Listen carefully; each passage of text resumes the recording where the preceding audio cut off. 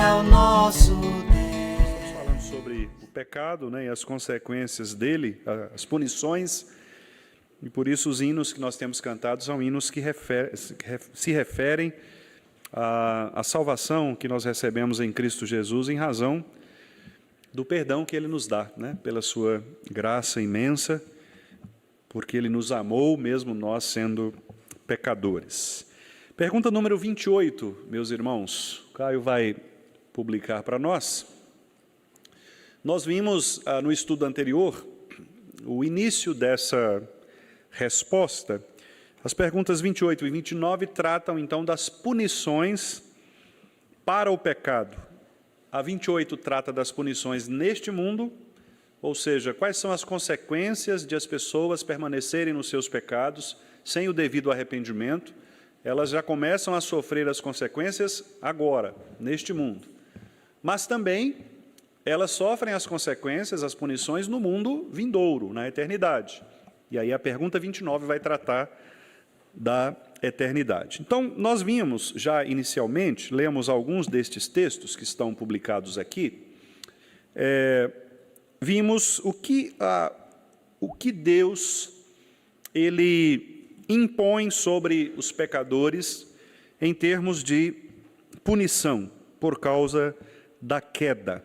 É importante, irmãos, nós nos lembrarmos que na pergunta anterior, que é a pergunta 27, nós tratamos acerca da miséria que a queda trouxe ao ser humano, ao gênero humano.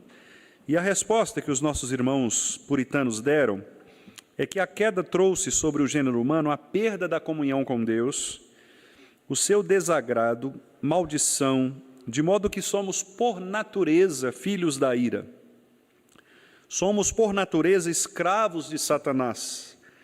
E então nós somos, com justiça, expostos a todo tipo de punição. Então, é interessante nós observarmos que não há, de fato, injustiça da parte de Deus ao nos punir, ao punir os ímpios, ao castigar os seus filhos. Deus não é um Deus mau, que quer demonstrar algum tipo de autoritarismo, simplesmente punir porque Ele quer ser um punidor, um vingador. Não. O que acontece é que a queda, a perversão do homem, a depravação total, ela gerou consequências, como, por exemplo, algumas das práticas que as pessoas têm hoje que geram consequências. Por exemplo, uma pessoa que tem uma má alimentação, uma alimentação cheia de gorduras processadas, né? Uma alimentação pobre em nutrientes, obviamente, ela vai atrair sobre ela punições, consequências. Daqui a pouco ela vai precisar tomar uma reposição de ferro, não é? Isso mais simples, não é? Porque outras coisas piores podem acontecer. Ou uma pessoa que começou a fumar aos 13 anos de idade, não é? Obviamente, quando ela tiver 60 anos de idade, se chegar até lá, é muito provável que ela vai desenvolver algum tipo de doença, algum problema pulmonar, né?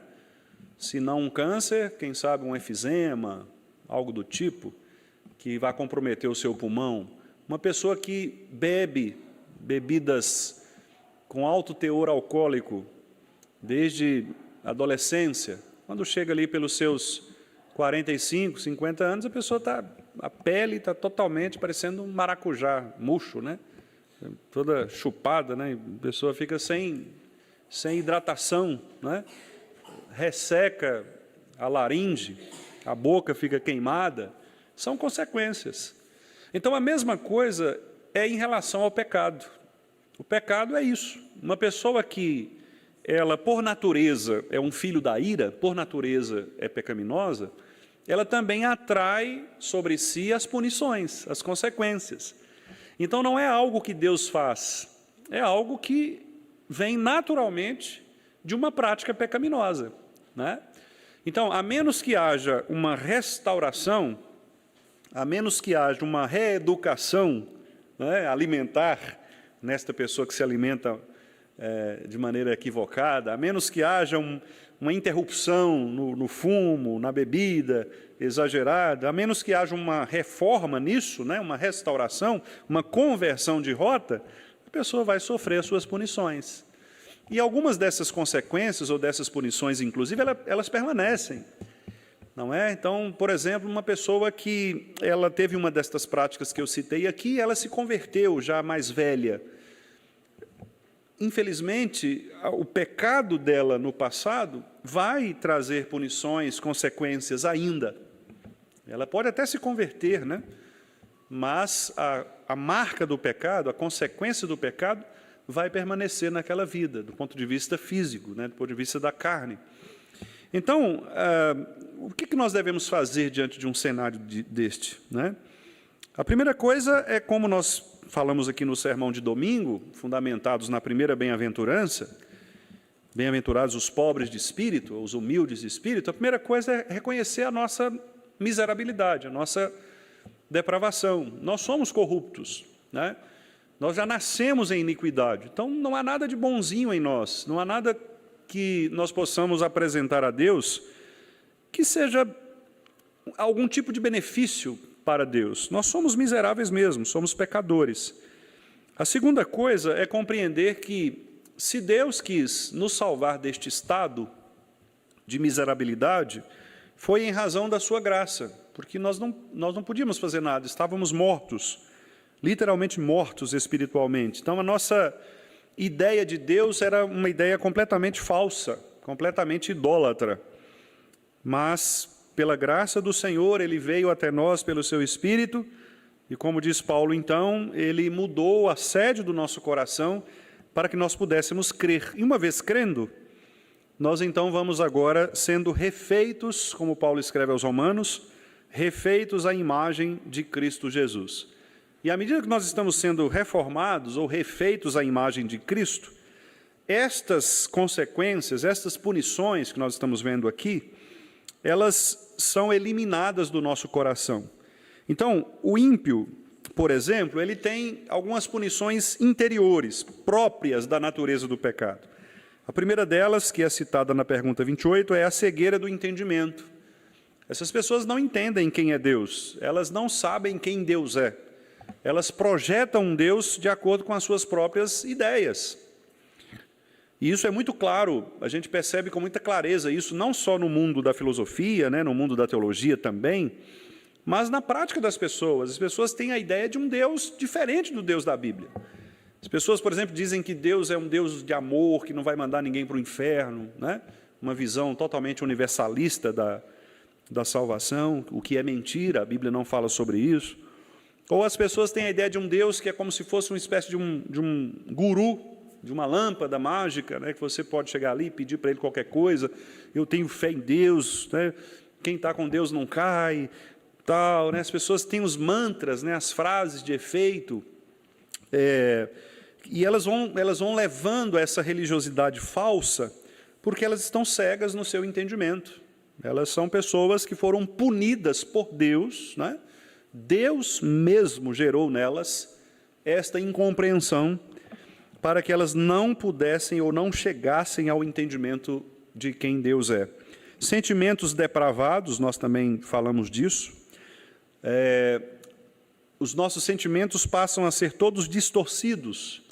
E então nós nunca estamos satisfeitos com as coisas que Deus nos dá, com os prazeres. Nós sempre queremos distorcer o prazer.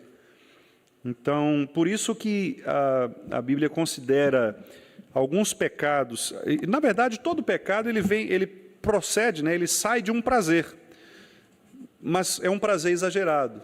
Por exemplo, por que a Bíblia considera glutonaria um pecado? Porque o prazer da comida é evidente, né? É óbvio que não há coisa mais saborosa do que comer uma boa comida, mas o sentimento depravado, o desejo depravado, ele leva a pessoa a comer mais do que é necessário para o seu próprio corpo. Então, ela comete o pecado da glutonaria.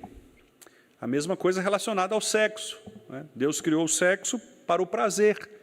Nós não pensamos como o catolicismo romano, que entende, né, que o sexo é apenas para procriação, Não, nós entendemos que a relação sexual ela é e deve ser prazerosa entre marido e mulher, deve trazer prazer para ambos.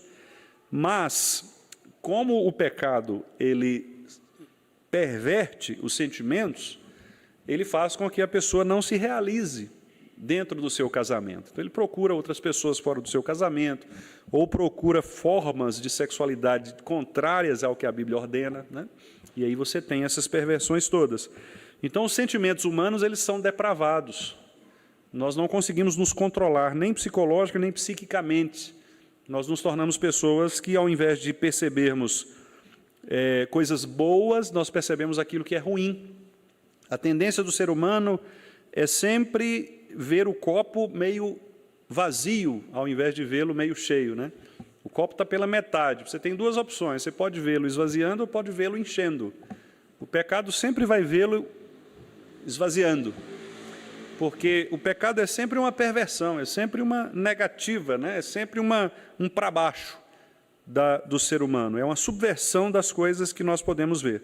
Por isso que Jesus ensinou, né, aos discípulos, dizendo que tudo depende da maneira como nós olhamos as coisas. Jesus falou assim, olha, se os teus olhos forem bons, todo o teu corpo será bom. Mas se os teus olhos forem maus, todo o teu corpo será mau, né?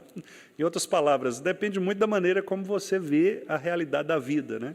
Se você olha pelo prisma das Escrituras, daquilo que eu criei, que eu estabeleci, né, diz o Senhor, as coisas se tornam agradáveis. Mas o ser humano não é assim, por isso ele tem também fortes ilusões, ele tem dureza de coração. São pessoas que não se convertem, não se rendem a Deus. São pessoas que demonstram remorso em sua consciência, porque são pessoas que lutam contra o próprio Deus. Elas lutam contra a verdade. Deus está escancaradamente mostrando para elas, mas elas querem lutar contra a natureza. E isso causa nelas remorso. Então, não é à toa que o número, por exemplo, de suicídios em grupos, que são grupos promíscuos, é um número absurdo. Porque, geralmente, as pessoas tentam buscar prazer na sexualidade, mas é uma sexualidade depravada, é uma sexualidade que não vai trazer glória a Deus, e, por essa razão, não traz também glória ao próprio ser humano. Então, é uma pessoa que tenta se encontrar na sexualidade, mas não se encontra. Então, ela acaba vivendo uma vida miserável, uma vida desesperada, né? Porque ela tem remorso na sua consciência. E afetos baixos. O que são afetos baixos? São aquilo que eu disse antes, né? São emoções depravadas, sempre ideias ou cobiça contrária às Escrituras. Mas também, meus irmãos, e agora nós vamos entrar nessa parte, até aqui, né, eu estou relembrando os textos que nós lemos, mas também neste mundo nós temos algumas punições exteriores, né? Ou seja, punições que ocorrem na sociedade humana, em razão da impiedade, em razão do pecado praticado e não confessado a Deus. Então vamos ver aqui o texto de Gênesis 3, 17. Vou pedir aos irmãos que, como de costume, né, abram, por favor, Gênesis 3, 17.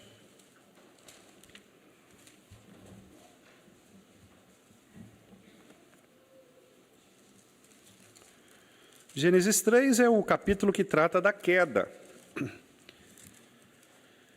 E Deus, na sua justiça, ele resolveu, então, punir todo mundo que estava envolvido, né, no pecado. E ele, então, também estende uma punição à própria terra. E aqui a ideia é que a terra, que antes havia sido criada por Deus para produzir sem dificuldade, ela quase que naturalmente produziria o sustento do homem, agora ela vai adquirir uma porcentagem dela de coisas que que vão atrapalhar o crescimento natural dos vegetais, né? Então, se antes a terra era muito fértil para que pudesse brotar e o homem deveria apenas cultivar, cuidar, etc., agora ela se tornará uma terra difícil, uma terra complicada, que vai exigir mais trabalho, né? Isso aqui significa também a própria relação que nós temos com o trabalho, a relação que o homem tem com o trabalho. Veja que hoje nós temos uma tendência, né, muito natural do ser humano de ver o trabalho como um peso, não é? Como um peso. A gente vê o trabalho, produzir, como algo ruim, né? Como algo ruim. E, na perspectiva bíblica, antes da queda, a proposta era outra, né? A proposta era que o homem visse o trabalho como uma forma de glorificar a Deus, e ele faria isso com prazer, né? Mas agora o trabalho se tornou penoso. Levar o pão para casa se tornou algo trabalhoso. Isso você deve fazer com fadiga, né? Levar o sustento para a sua família exige esforço. Então, veja lá o versículo 17, os versículos 17 a 19. Vamos ler juntos? E a Adão disse: visto que atendeste à voz de tua mulher e comeste da árvore que eu te ordenara não comesses, maldita é a terra por tua causa. Em fadigas obterás dela o sustento durante os dias de tua vida. Ela produzirá também cardos e abrolhos, e tu comerás a erva do campo. No suor do rosto comerás o teu pão, até que tornes a terra, pois dela foste formado, porque tu és pó, e ao pó tornarás. Estão vendo? Então, antes da queda, a obra que Adão realizava era uma obra facilitada. A terra era facilmente fértil. A gente imagina que, de fato, seria aquela terra em que talvez ele fizesse ali os sulcos, né, jogasse as sementes, fechasse, regasse, e aí ela rapidinho já brotava, né, sem qualquer tipo de erva daninha. Agora não. Agora ele vai plantar, mas o milho vai sair meio peco, né, meio queimado ali, não vai produzir, né? Ele vai plantar, mas vai sair uma erva daninha, vai comer a semente. Então, a dificuldade, né? Essa é a ideia. O pecado ele trouxe essa dificuldade. E essa é uma consequência exterior do pecado. A dificuldade que nós temos em relação às coisas, né, para o nosso próprio sustento. E também, diz o texto, né, todos os outros males que caem sobre nós, em nosso corpo. Então, por exemplo, as doenças, em nossos bens, a deterioração dos nossos bens, né? Não há nada que seja durável. A corrupção, ladrões que roubam, traça que come, né? Então, nós não temos mais aquela durabilidade que havia antes da queda. Agora as coisas acabam. Nós não temos mais essa garantia. Nas relações também. Então, as relações que antes eram duráveis, agora elas são passageiras. Casais se divorciam, se separam, filhos rompem com pais, e aí por aí por diante, né? As relações de patrão e empregado, relações que acabam gerando, né, algum tipo de exploração, não é? A maneira equivocada como os patrões tratam os seus empregados, explorando os seus empregados, a maneira errada como os empregados tratam os seus patrões, roubando dos seus patrões, né? O tempo que, por exemplo, ele deveria trabalhar com afinco, ele enrola, né? Enrolar no trabalho, aquele negócio do tomar cafezinho no trabalho, aquilo é uma forma de você quebrar o mandamento, não furtarás, né?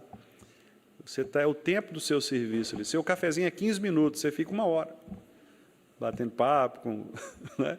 Quer dizer, você vai enganando seu patrão. Então, tudo isso, essas coisas são consequências do pecado, né? A quebra das relações, dos empregos, a dificuldade, né?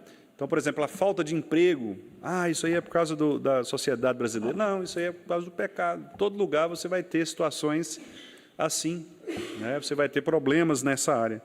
Vamos ver Deuteronômio 28:15. Deuteronômio 28:15.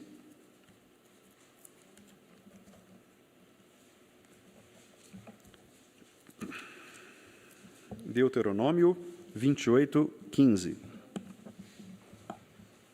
Vamos ler do 15 até o 19. Vamos lá. Deuteronômio 28:15 a 19. Será, porém, que se não deres ouvidos à voz do Senhor teu Deus, não cuidando em cumprir todos os seus mandamentos e os seus estatutos que hoje te ordeno, então virão todas estas maldições sobre ti e te alcançarão. Maldito serás tu na cidade, e maldito serás no campo. Maldito o teu cesto e a tua amassadeira. Maldito o fruto do teu ventre e o fruto da tua terra, e as crias das tuas vacas e das tuas ovelhas. Maldito serás ao entrares, e maldito serás ao saíres. Então, veja que é um negócio complicado, né? É maldição. E, meus irmãos, é interessante porque a gente tem que ter muita cautela, né, para falar o que eu vou falar aqui, porque a gente não pode necessariamente associar todo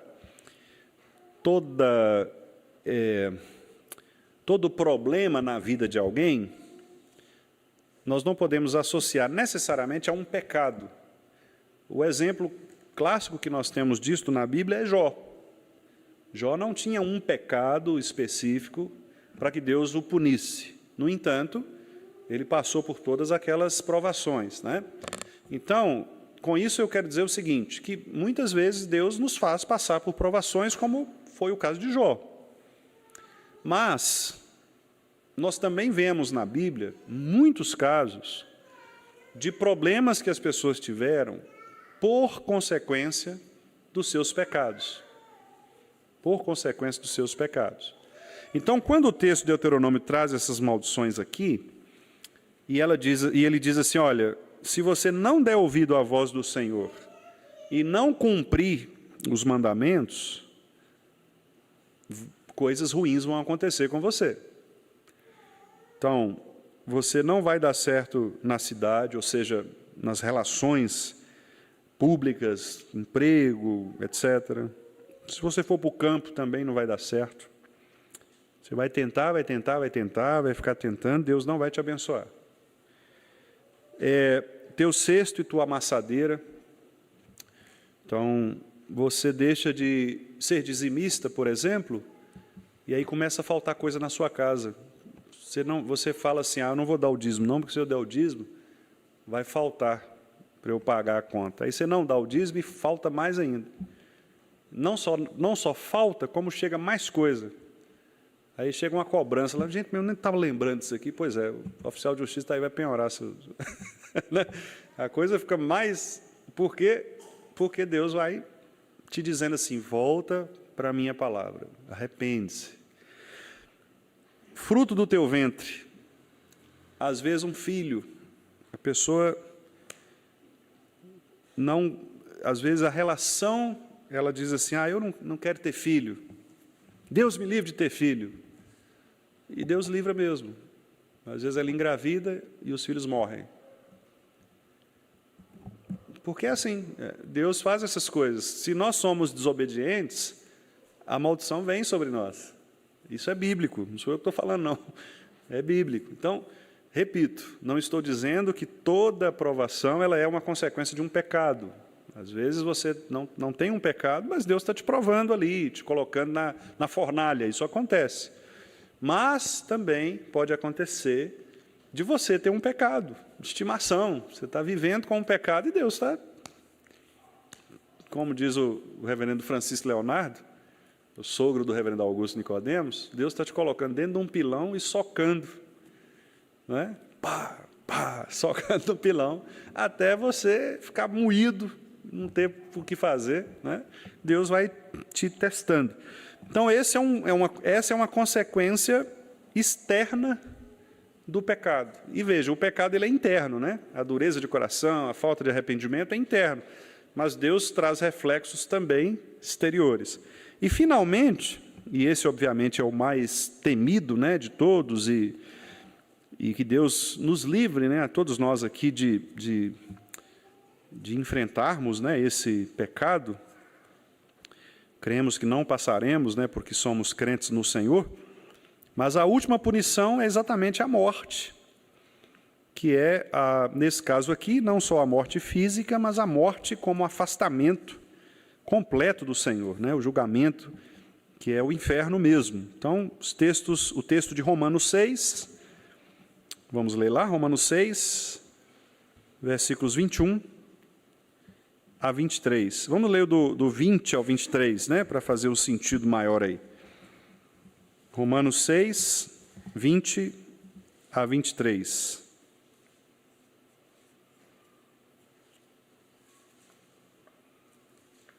Romanos 6, 20 a 23. Vamos lá? Porque, quando éreis escravos do pecado, estáveis isentos em relação à justiça.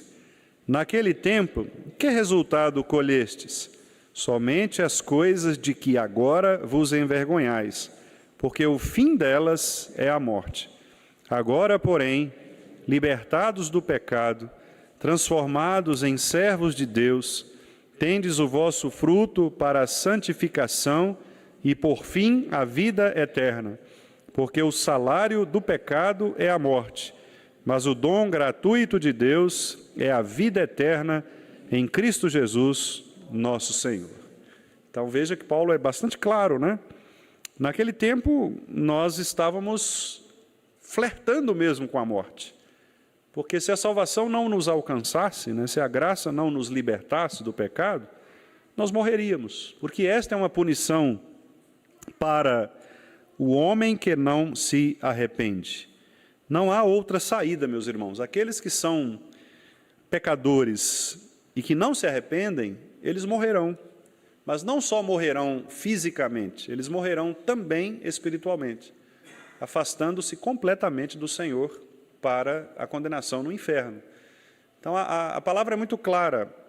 Se essa pessoa continua cega, continua dura de coração, continua com os seus sentimentos depravados, com os seus afetos baixos, se ela nega o próprio Deus, ela é incrédula em relação a Deus, o salário do pecado é a morte. Contudo, se ela se arrepender, se ela voltar os seus olhos para Deus, o seu coração, pela graça do Senhor, então o dom gratuito, o presente do Senhor de graça, é a vida eterna em Cristo Jesus. Então, nós temos aqui apenas dois caminhos, né? Não há um terceiro caminho, uma terceira via. Ou esta pessoa morrerá por causa do seu pecado, eternamente, ou ela viverá por causa da graça em Cristo também eternamente. E agora a pergunta 29.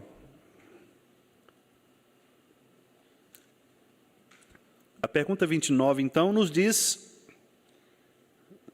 Projeta aí, por favor, Caio, a 29. Isso. A 29, então, nos diz quais são as punições do pecado no mundo vindouro, né?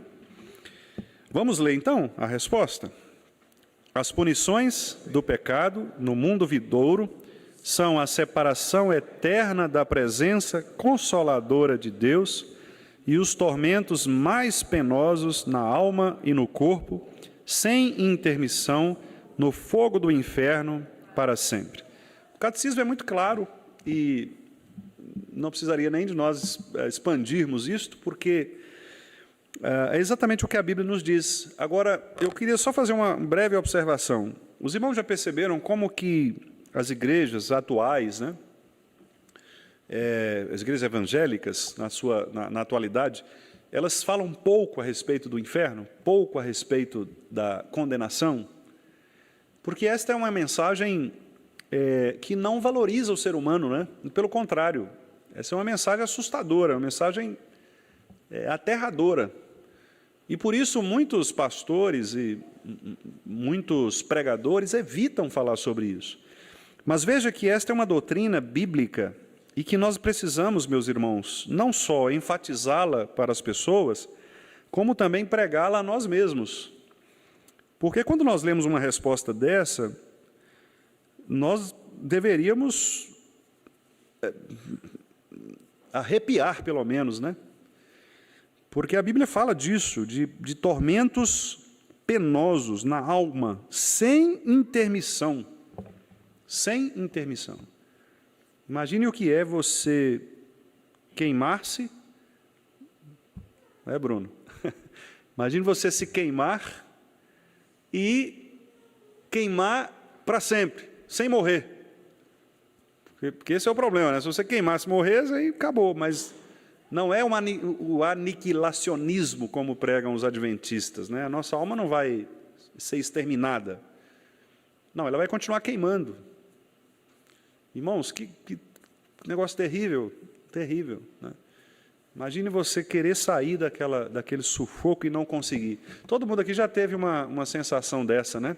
Principalmente na adolescência, naqueles sonhos que a gente tem, que você fica preso num lugar e não consegue sair, aqueles pesadelos, não tem um negocinho que você está sonhando, aquele pesadelo, você quer sair fora e não consegue, ninguém te acorda, nem você acorda, né? E aquele negócio, imagine isso para sempre. Você viver numa situação de desconforto eterno. Às vezes uma dorzinha que a gente tem já tira tudo que a gente tem de paz, né? Você fica incomodado, imagina isso. E a Bíblia fala disso, a Bíblia fala sobre isso. E nós, às vezes, para pregar um evangelho do triunfo, né? Um evangelho que prega para as pessoas só vitórias, né? Que Jesus ama, que Jesus salva, que vem aqui que você vai parar de sofrer, né? Pare de sofrer, né? Esse evangelho triunfalista é um evangelho que não diz para as pessoas, olha, você está correndo sério risco, sério risco. Conta-se que Jonathan Edwards, eu já falei isso com os irmãos aqui, mas vou repetir porque cai bem nesse contexto, né? Jonathan Edwards, ele estava pregando nos seus sermões mais famosos, que é o Pecadores nas Mãos de um Deus Irado, e os biógrafos contam que enquanto ele pregava, né, porque ele usava algumas imagens, algumas figuras de linguagem bem fortes, né? Ele dizia, por exemplo, que o piso onde eles estavam era tão fino como uma casca de ovo, e que qualquer movimento falso eles cairiam, e eles cairiam diretamente nas chamas do inferno que estavam ali esperando, né? E aí dizem que as pessoas começaram a pendurar nas pilastras do templo, né, com medo de cair no inferno mesmo, literal ali, né? Então, tamanha era naquela época o avivamento, né, que Deus dava. Deus trouxe aquelas pessoas ali no nordeste dos Estados Unidos, onde o Edwards fez o seu ministério, né? Mas por quê? Porque eram pregações que falavam sobre a realidade do inferno. Hoje as pessoas não falam mais sobre isso, sobre pecado, sobre miséria, sobre inferno. E são pregações necessárias, porque revelam quem nós somos mesmo. E se não for a graça de Deus, nós estamos mesmo no inferno, não é? No inferno. Segundo aos Tessalonicenses 1:9, vamos ler? Se for para mim, fala que eu estou ocupado. Segundo aos Tessalonicenses 1:9.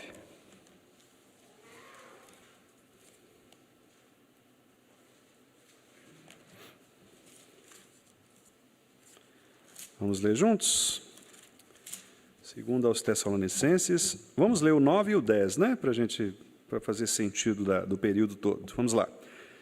Aliás, vamos ler antes, porque o texto anterior já fala sobre isso. Então, vamos fazer o seguinte, vamos ler do 3 até o 10. É um texto mais longo, mas que vale a pena, porque Paulo discorre em todo esse texto. Aliás, a segunda carta de Paulo aos Tessalonicenses é sobre essa questão do juízo, né?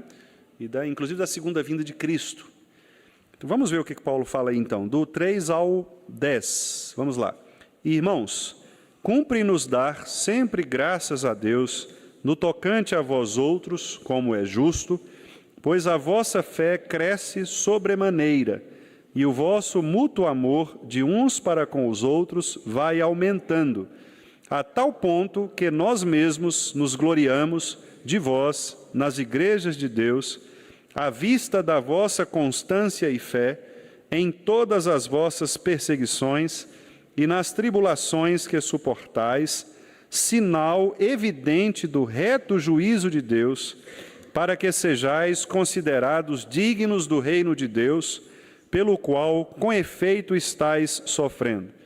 Se, de fato, é justo para com Deus que Ele dê em paga tribulação aos que vos atribulam, e a vós outros que sois atribulados, alívio juntamente conosco, quando do céu se manifestar o Senhor Jesus com os anjos do seu poder em chama de fogo, tomando vingança contra os que não conhecem a Deus e contra os que não obedecem ao evangelho de nosso Senhor Jesus. Olha agora.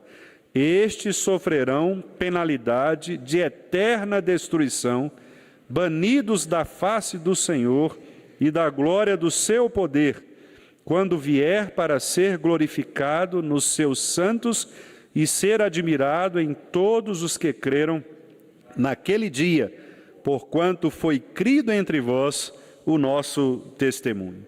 Então veja que Paulo não omite de maneira alguma, muito pelo contrário, ele fala abertamente de um grande juízo que haverá e do alívio que Deus concederá àqueles que foram perseguidos pelos ímpios, mas, ao mesmo tempo, da justiça, o que ele chama aqui de paga, né, do pagamento, da punição, da tribulação, que Deus vai agora infligir sobre aqueles que atribularam o povo de Deus. E que punição é essa?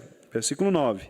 Eterna destruição, banidos da face do Senhor e da glória do seu poder.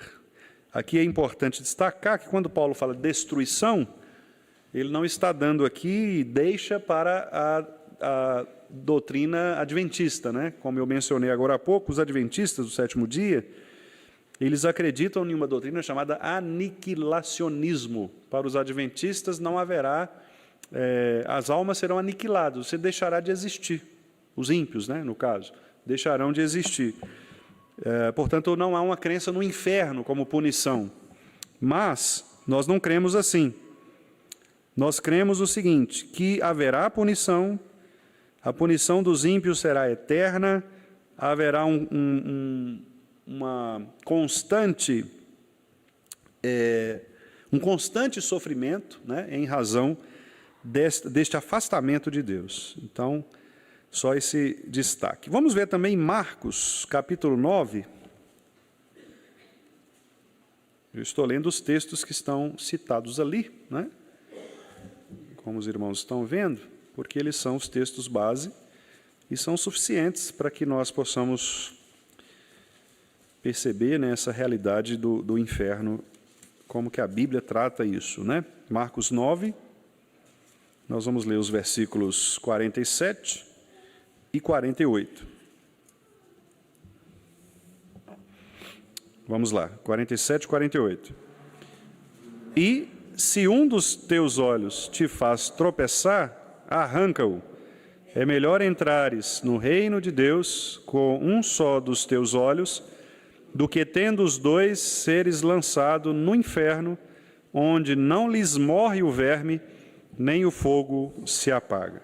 Esse texto é um texto interessante, porque muitos, especialmente na Idade Média, né, eles entendiam literalmente esse texto, e alguns homens nos mosteiros que revelavam algum tipo de problema com a sexualidade, eles se castravam, né? Às vezes até se mutilavam, se automutilavam, porque eles acharam que arrancar um órgão, né, um membro do corpo, seria a resposta que Jesus está dando aqui. Mas é óbvio que Jesus não está ensinando nenhum tipo de mutilação, não é?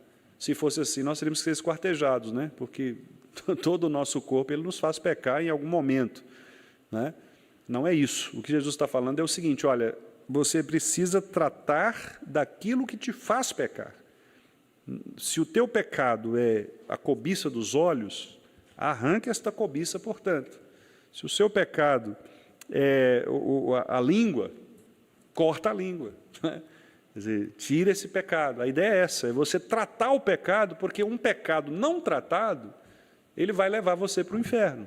Um pecado não reconhecido e sem o devido arrependimento, ele vai te levar para o inferno. O que Jesus está falando aqui nada mais é do que o salário do pecado é a morte. Se você permitir que um órgão do teu corpo te faça pecar e não tratar disso, você vai ser condenado. Então, arrependa-se. Vamos ver Lucas 16. Lucas 16.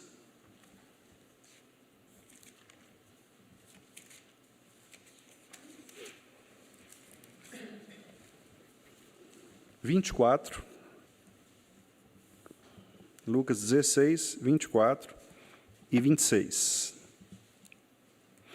Esse texto é um texto também duríssimo, né? Porque ele começa lá no versículo 19, né?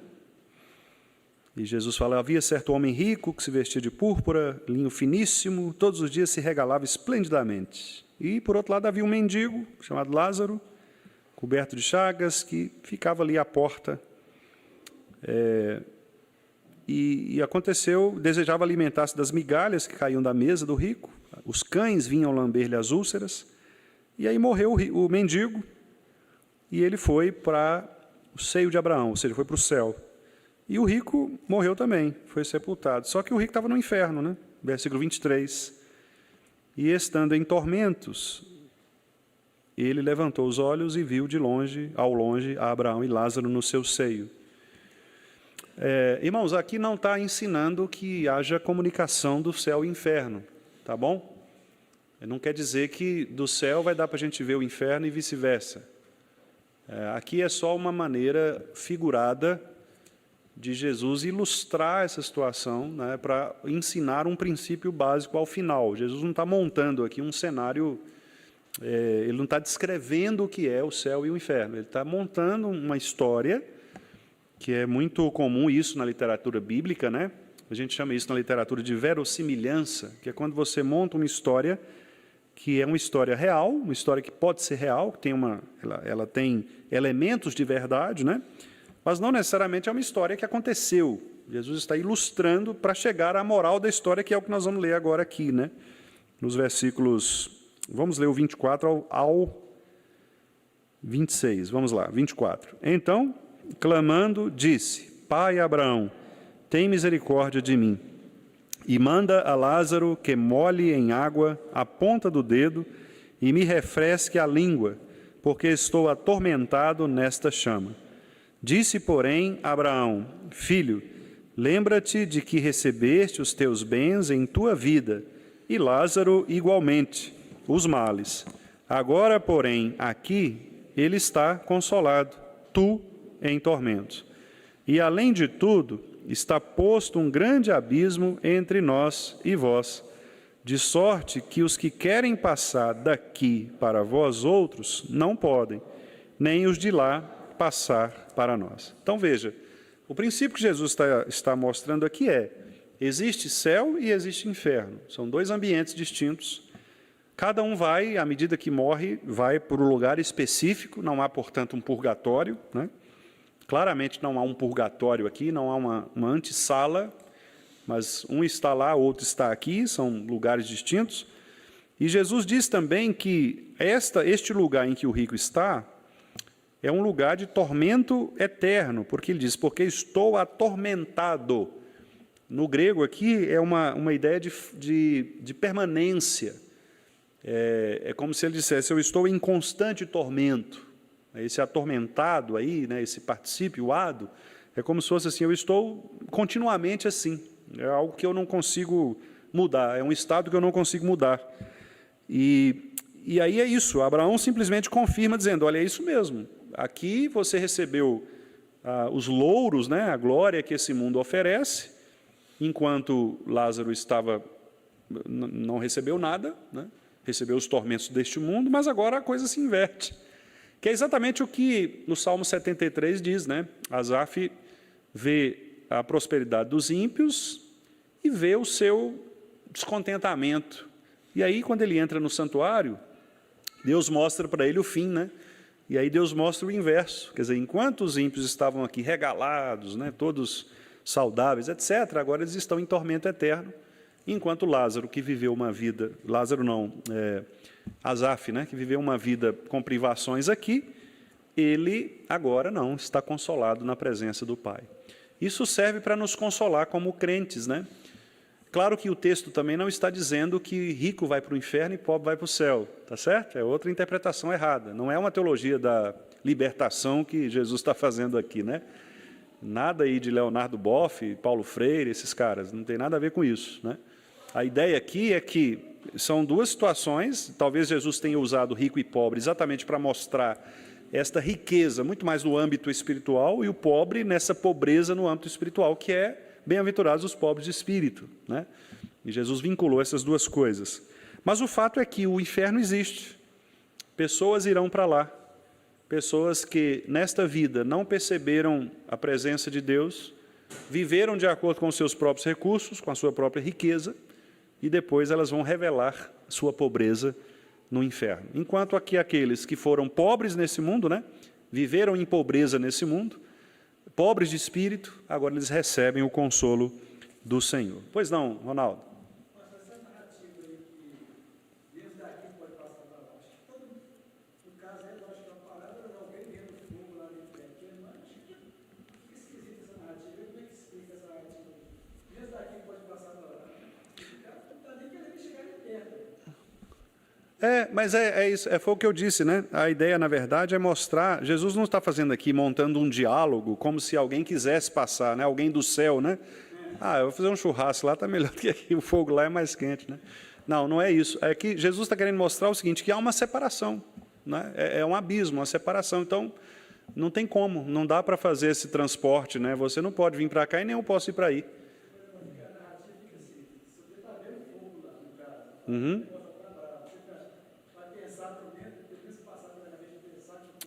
Não, mas ela aqui não fala de pensar, né? Abraão. Isso, é isso mesmo, não pode. Ele não está falando assim que alguém está pensando passar, ele está simplesmente dizendo, olha, não tem como passar, né? Há um abismo entre nós, então não há como passar. Você quer falar, Tiago?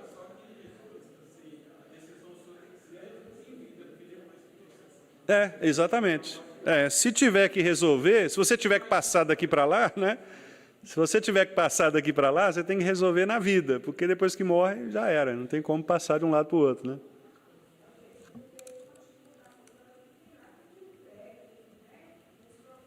Sim, exatamente. Exatamente. Abraão fala, olha, a pregação está aí, né? Então, a salvação não vai ocorrer depois da condenação ou da salvação. Uma coisa, enquanto nós estamos aqui, a pregação está sendo pregada, a palavra está sendo pregada. Então, ouçam os profetas, né? E lembre-se de que Jesus estava falando isso num contexto em que havia muitos judeus, porque os judeus, eles evitavam, né, associar Cristo ao Messias, né, verdadeiro. Então, Jesus não era o Cristo, o Messias. Então, Jesus está dizendo, olha, ouçam os profetas, né, porque os profetas falam de mim. Mas se vocês não ouvem os profetas, vocês não ouviam uma pessoa, um morto, né? E por último, irmãos, Apocalipse 14, 11. Vamos lá? Também mostrando a realidade do inferno, que é como um tormento, né? Vamos ler do 9 ao 11.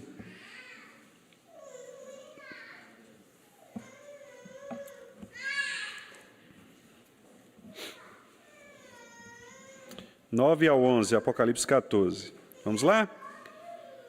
Seguiu-se a estes outro anjo, o terceiro, dizendo em grande voz: se alguém adora a besta e a sua imagem, e recebe a sua marca na fronte ou sobre a mão, também esse beberá do vinho da cólera de Deus, preparado, sem mistura, do cálice da sua ira, e será atormentado com fogo e enxofre diante dos santos anjos e na presença do Cordeiro. A fumaça do seu tormento sobe pelos séculos dos séculos, e não tem descanso algum, nem de dia, nem de noite. Os adoradores da besta e da sua imagem e quem quer que receba a marca do seu nome. Aqui está a perseverança dos santos, os que guardam os mandamentos de Deus e a fé em Jesus. Bom, aqui é o destaque, né, do catecismo em relação à existência do inferno, e claramente diz que esse inferno é o cálice da ira de Deus. Então, Deus derrama sobre o inferno sua ira, esta ira que foi acumulada ao longo de todos os anos, de todas as gerações, de pessoas ímpias contra a Igreja de Cristo. Essa ira, as orações dos santos são recebidas. O texto de Apocalipse usa uma linguagem poética muito interessante, diz que são taças, né?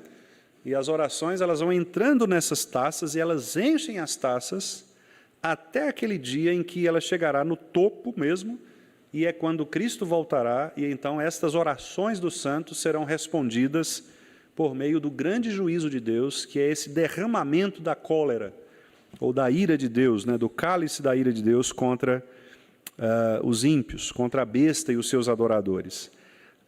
Aqui, meus irmãos, só uma explicação, né, antes que alguém pergunte. A marca da besta não tem nada a ver com chip, não tem nada a ver com código de barra, não tem nada a ver com sabão Ariel, filme da Disney, Frozen, Coca-Cola, não tem nada a ver com isso.